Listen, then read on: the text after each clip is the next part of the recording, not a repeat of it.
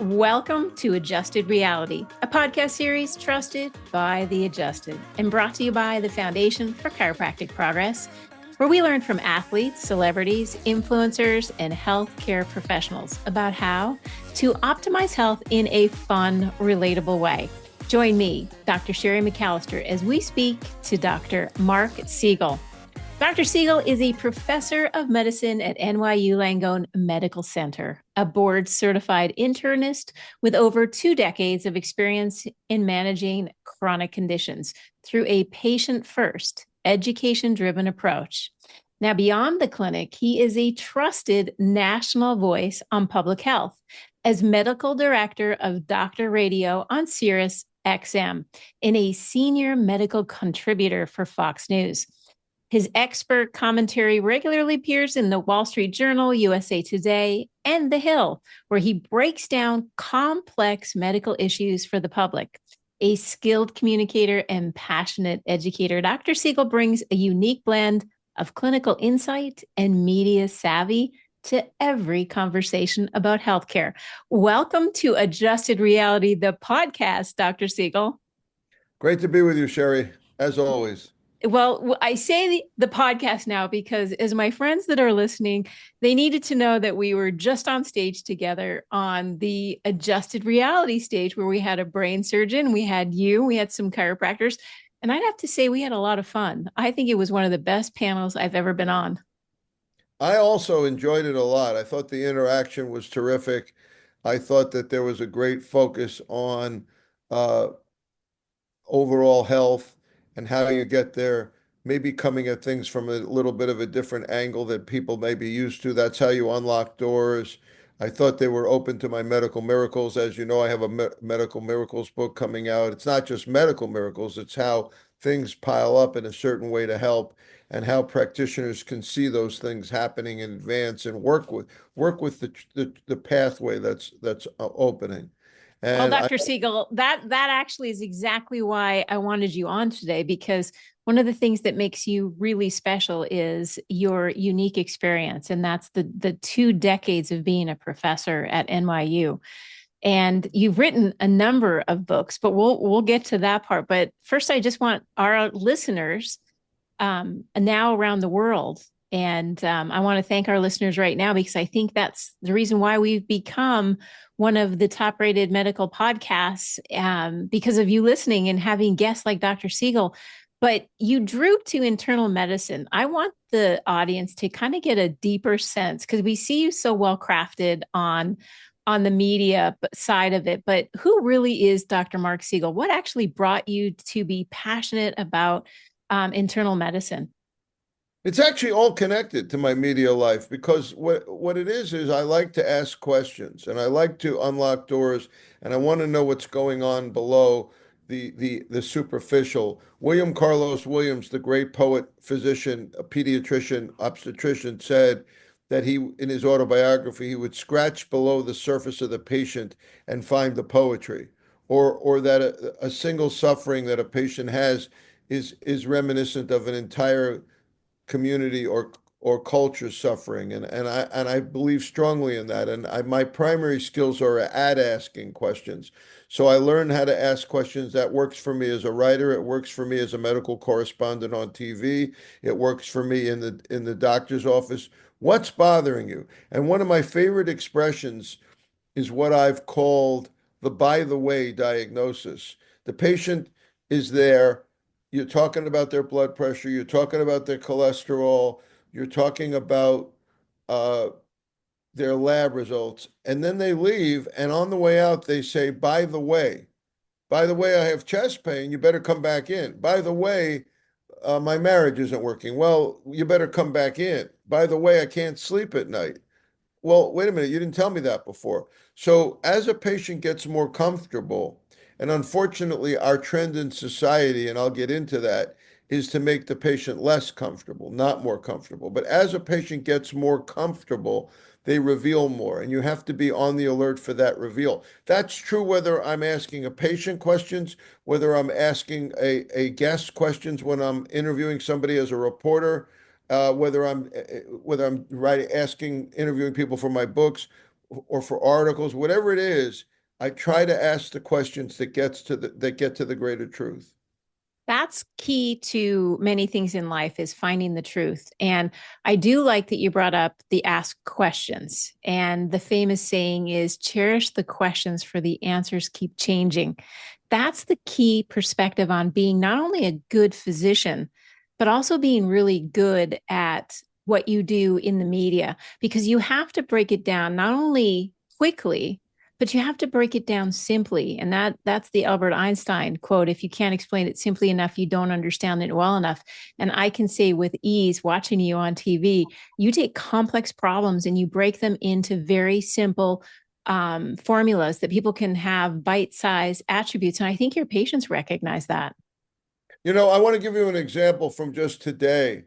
People think that there's a war going on over vaccines, and I don't, because I think that in order to understand vaccines, you have to understand two concepts: personal choice and community immunity. And not all vaccines do them the same. Some are better outfitted for personal choice. Some are better outfitted for community protection. What do I mean by that? If a therapeutic or an intervention helps you but may not help everyone else, that's a personal choice. I want to try that. I want surgery. I want chiropractic. I hate to put them in the same sentence, but I want physical Thank you, therapy. Mark. I want physical therapy. I want yoga. But that's personal choice. But if I tell you that everybody should wear a seatbelt, that's community protection. I mean, you may choose not to wear a seatbelt, makes you uncomfortable. You have to wriggle in it. But we know statistically that wearing a seatbelt or not drinking when you drive or not smoking cannabis when you drive, whatever it is to protect the roadway. So people do understand that. So I talk in terms of schools with vaccines. I said, what's protecting the school? You got kids in that school that are immunocompromised. If you don't take a measles shot, they may be more likely to get measles. We're not going to allow you to bring a knife to school. The school has a right to say, you can't say I have a right to a knife. The school says I have a right to have you not have that knife. So that's vaccines. Vaccines are a mixture of personal choice and community protection, depending on which vaccine you talk about. That I believe, and I don't want to sound arrogant here, is not a debatable argument I just made. But yet everybody's debating it because they take one side or the other. You got to take both. I think this is where when you as a educator and a clinician can come together and start communicating, I think communication is a key. It's like the entelechy of true whole being care has to come from communication. Now you've interviewed some pretty impressive people over your time, some presidents, top scientists, survivors of major health crisis. And I know your new book is coming out. I'd love to just kind of jump in first and foremost. When you're in an interview and you're with that particular person, it becomes a matter of getting the information that you need and want as a doctor or even as an interviewee. How do you stay the most focused with the patient? And how does that translate into some of the things that you've done in broadcasting and in media? Like with the patient, in my interviews, I always discover the person's different than I was expecting, and I find that a great delight. I'll give you multiple examples. Always with patients. The patients come in, they look a certain way, then you find out, like William Carlos Williams said, there's a commonality to the suffering or to the experiences, and so you learn not to marginalize people or to peg them. With interviews, you're informed by what the media told you previously, but you almost always it's wrong. And I think it's because whatever media outlet you read had an agenda. Let's look at George W. Bush. President Bush was cast in the media as an imbecile. In reality, he's one of the smartest people you're ever going to meet. And I went there not knowing what to expect, but immediately sensed the great savvy of the man, looking everywhere, the way he puts people at ease. He's a man of few words, but the words are chosen incredibly carefully.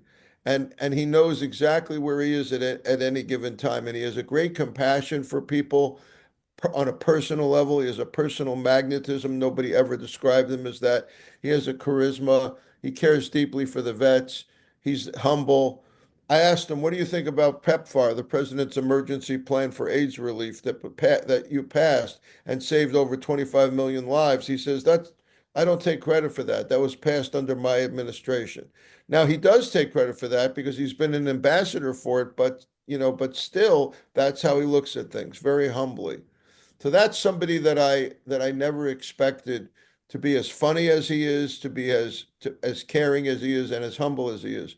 Um, I have many examples of that. I interviewed Dick Cheney, and he's very, very smart, but also humble with a sense of humor. He said, "Liberals don't think I had a heart. Now I have two." He said after his heart transplant.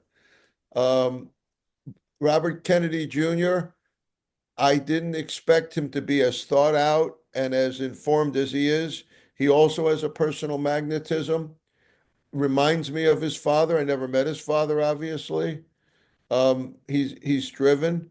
I'm not saying he's right. I don't agree with him on everything, but his personal qualities are very strong. President Trump, interviewed him in the White House. He puts you at ease right away.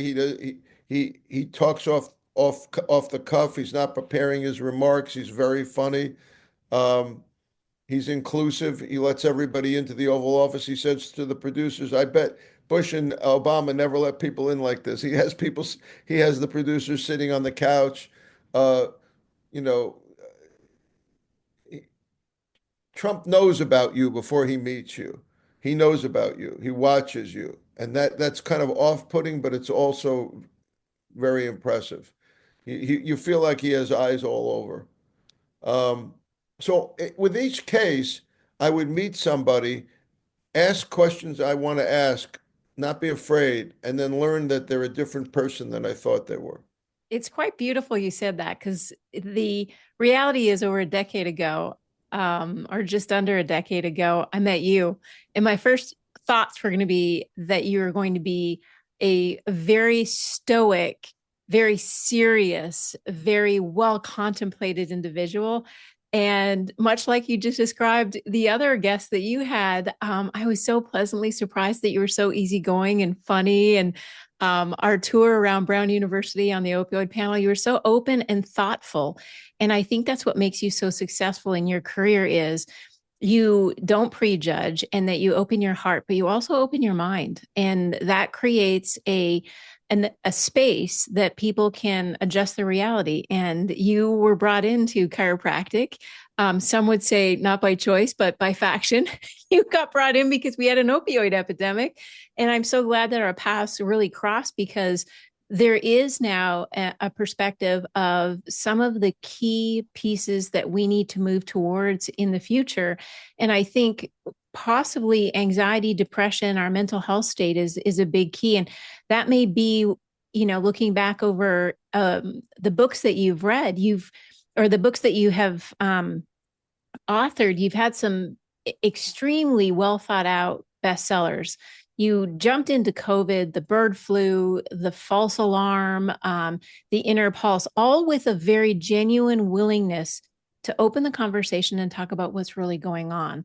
But now I think going into your latest book, it's been even more contemplative, because now you're seeing the generation of the time you've spent um, in medicine and in your career, and it goes into miracles. Tell me a little bit about this book.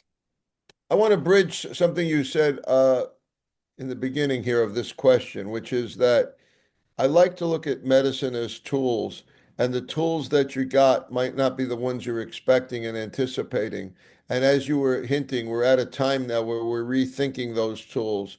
And one of the reasons you and I came together was because I was studying the opioid epidemic, understanding the way doctors had been bamboozled into overprescribing opioids because of the so-called fifth vital sign. And that led to buildup of the cartels, and we spearheaded an incredibly difficult and life-threatening emergency unwittingly. But you said, look, 55% of people that are on opioids can get off of them using chiropractic. And of course, I accepted chiropractic as a tool, not just because I knew great chiropractors, but I also knew great rehabilitation medicine people at Rusk who used manipulations and adjustments through their osteopathic training. But I was open to it. But more and more, I started to see it as a really strong idea. And of course, I then got exposed to the total body concept that you write about in Adjusted Reality. And I got to really understand more of the whole idea. And that panel you talked about at that conference was full of the idea of coming at something with an unexpected angle, anxiety and depression being a piece of it.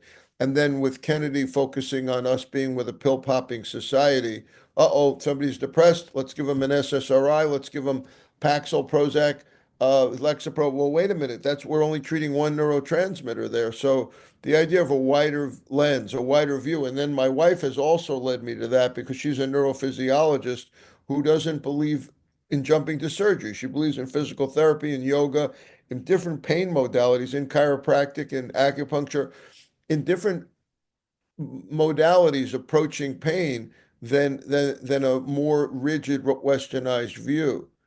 Now, how does that lead to my book, The Miracles Among Us? It does because the miracle you get may not be the one you're anticipating. And that's because of the way things come together if you approach them with an open mind as a healer.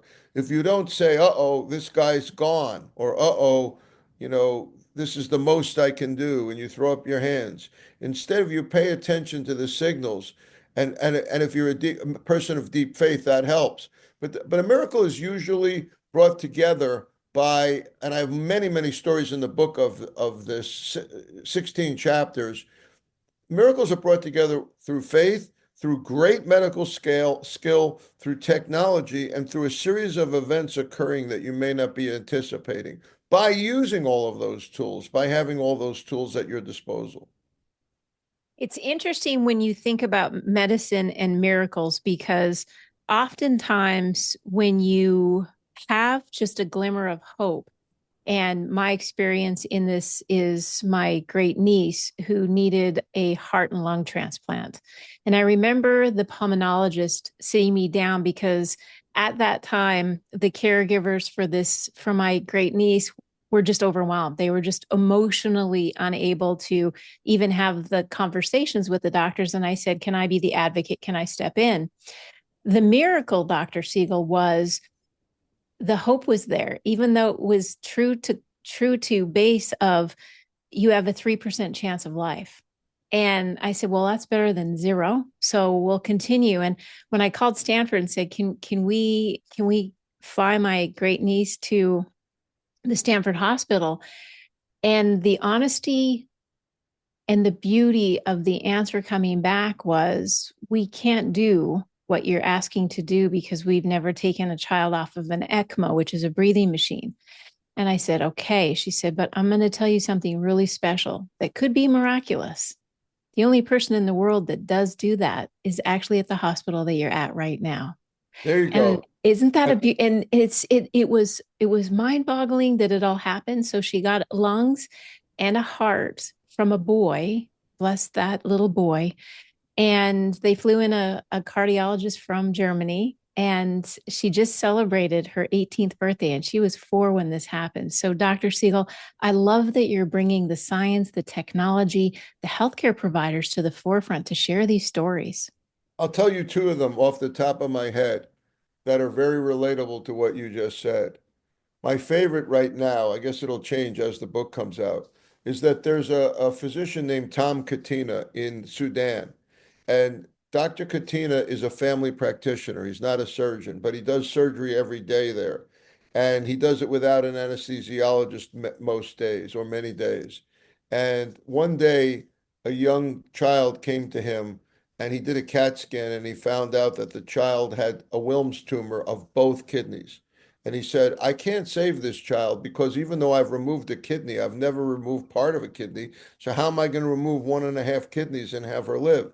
He happened to be visited at the time by another family practitioner from Washington, D.C., who said, well, go online and see if you can get an instructional video of this, which is already crazy. And Katina said, well, the internet hasn't worked here in 6 weeks. And the other doctor says, what do you have to lose by trying? So they pull out the computer and they pound on the computer. And all of a sudden, the internet comes on after 6 weeks. and they managed to find an instructional video, but it's in Polish, and neither of them speaks Polish. And they managed to listen to part of it, and then the computer crashes, but they get just enough out of the video to decide they're going to try to operate, even though what was in the video has nothing to do with their ability, the tools they have there. They extrapolate from that video, they figure out how to operate, and Katina takes out the one kidney, part of the other kidney. He's guesstimating on it based on the video. They don't have radiation therapy. They give the child chemo, and 2 years later, the child comes back completely healthy. That miracle is like your miracle. It's not a miracle of science. It's not a miracle of faith, but you can feel God's presence there, the way that God has a big sense of humor, the way that all of that comes out, only Polish, but that's one of my favorite miracles. Okay, you got another one coming. I know you said there's two. I love that story because number one, when your hands are tied behind your back and you're blindfolded, you still need to eat. So you got to figure it out. So he did that, and I think it's quite a beautiful story. Tell us another one. I love this.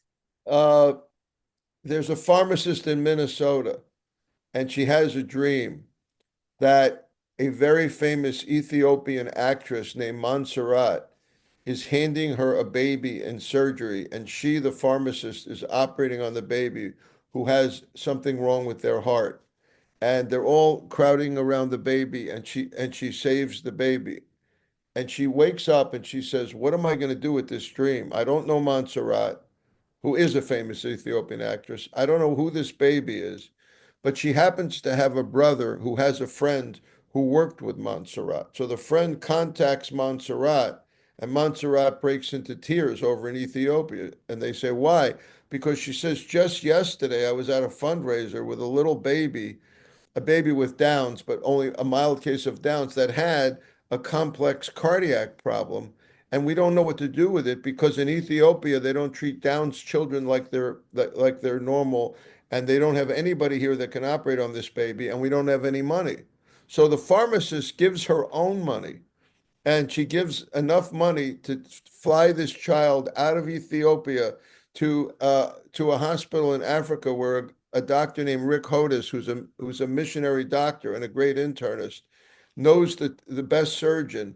And it's actually the surgeon is actually in India, so they bring the baby uh, over to India, and this great surgeon repairs the baby's heart with the money from the pharmacist in Minnesota, and the baby is cured, goes back to Ethiopia, and a few years later, the pharmacist flies over to Ethiopia and meets the child she saved.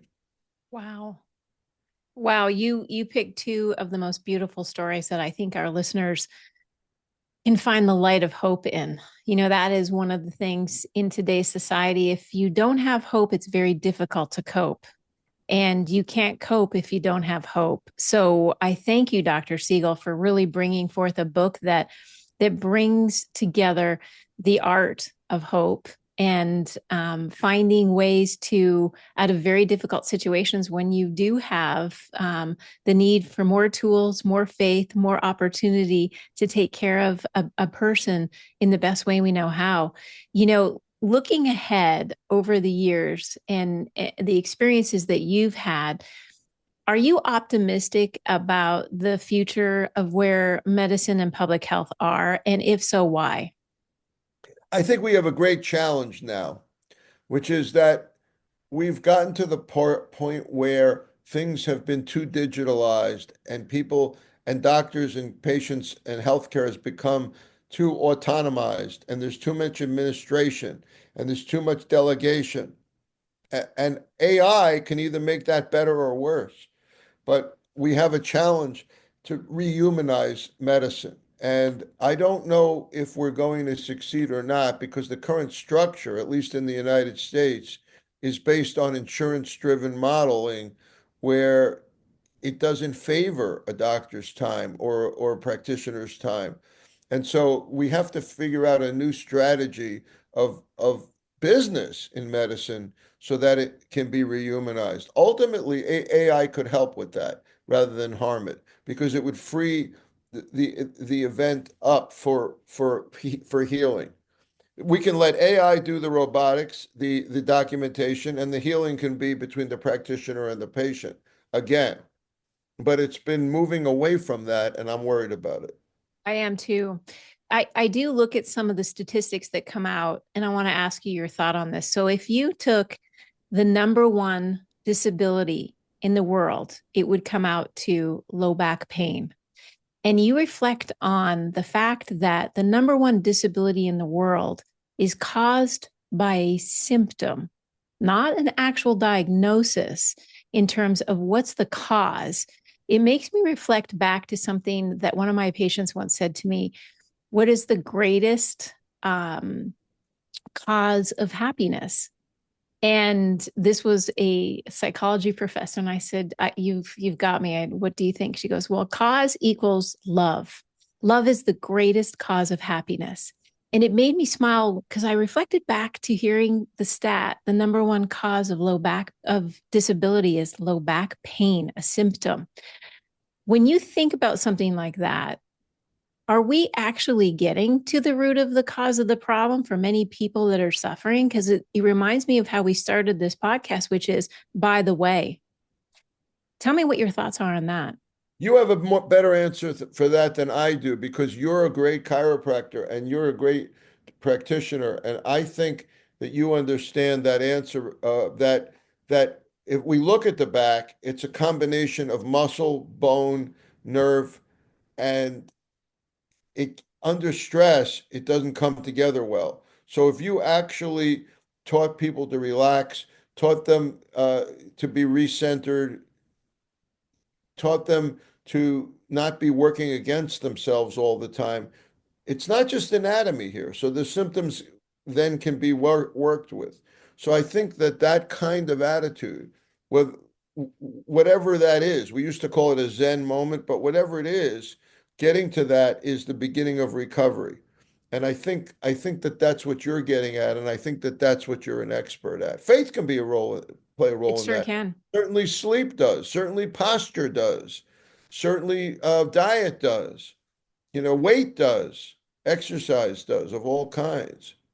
It's a But those complex aren't the things, problem. those aren't the things that a back surgeon will tell you necessarily. No. Well, that's the last question actually, Dr. Siegel, is when I think about all of the places you've been and in the number of people that you've talked to, you have a 60,000 foot view over so much.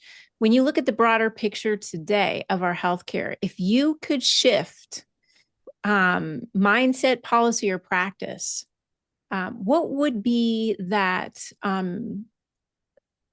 opportunity that you could see take root over the next decade? I think asking questions, and as I wrote in my Miracles book, look, keeping hope alive, not giving into regimented, more limited views. Oh, that person needs to be on hospice. Oh, that person needs surgery. Oh, that person needs medication. I think taking a more holistic view of the patient, and again, hope, faith, these are key. These are key. I'll tell you one more story about that that's pretty faith driven is the story of Breakthrough, which was a movie. And I've been very involved with Pastor Sam Rodriguez in this, who was the executive producer of that movie. But he tells this story of a child who fell under the ice and was under the ice for at least 15 minutes and it should have died. But somehow one of the people trying to save him heard a voice from the shore of his boss telling him, go a bit to the right, go a bit to the right. And there was no voice. There was no person. It was spooky. It was otherworldly. It was supernatural. They got the child out, and in the ER, the ER physician said, "Well, this is 50 minutes. We've never brought anybody back, and he wasn't under the ice long enough to be completely hypothermic. This can't happen. Can't survive." But at the mother's urging, they kept doing CPR for like 50 minutes, and she then went into another room and started to pray, and all of a sudden his heartbeat came back, and he's completely okay to this day, and I've interviewed him. And that story has to do with not giving up hope and being open to receiving a miracle. if you can be open to receiving a miracle, that miracle happens every day. These miracles, not that miracle happens every day, but miracles happen to us every day. We must be open to receiving them. And there are people like you, Sherry, out there willing to give them, trying to give them. Well, Dr. Siegel, you said it best. The trilogy of today's podcast is faith, hope, and love. And I can't thank you enough, not only for doing all the things that you do and gifting of your time so graciously, but really being out there and chartering new territory to be the best we can be with the tools that we have and opening minds and hearts. So thank you for adjusting our audience's reality today. And I look forward to having our audience pick up your book, The Miracles, in November. And I think it'll be a fantastic read and a wonderful gift in the holiday season. Thanks for joining us today. The Miracles Among Us, it's called. The Miracles Among Us. Beautiful. The Miracles Among Us is what we need to get into our holiday season, everyone. Thanks so much, Dr. Siegel. I appreciate you. Thanks, Sherry. Good to see you. Well, I want to thank you for tuning in to Adjusted Reality as we spoke to Dr. Marc Siegel about his exciting career as a senior medical analyst, a board-certified internist, and a professor and multiple book authors. But the latest one, The Miracles Among Us, I think that brings us all hope. And I think as we move through our lives, isn't it lovely to hear the miracles that do walk around us and being able to bring those three things, faith, hope, and love together? It was a very special moment. I hope you enjoyed it. And as always, you know, this podcast was brought to you by the Foundation for Chiropractic Progress. We know that life moves pretty fast, and we want to make sure you never miss an episode. So don't forget to subscribe to f4cp.org/adjusted reality to get our newsletter. And if you're interested in hearing from a specific guest, and that is in fact how we get so many fantastic guests, is our audience is really participating with us. You can send us your guest recommendations right there. If you can't get enough of Adjusted Reality, well, I'm excited to share that the Adjusted Reality book that Dr. Marc Siegel was talking about is now available in bookstores and online. You can order your copy today at Amazon, Target, Walmart, Barnes & Nobles, wherever you buy your books. Now, don't forget to subscribe, share the podcast with friends and family, rate and review. And if you're feeling so inspired to learn more about chiropractic or to find a doctor of chiropractic near you, you can visit f4cp.org/find a doctor. We appreciate your support and look forward to checking in with you again soon.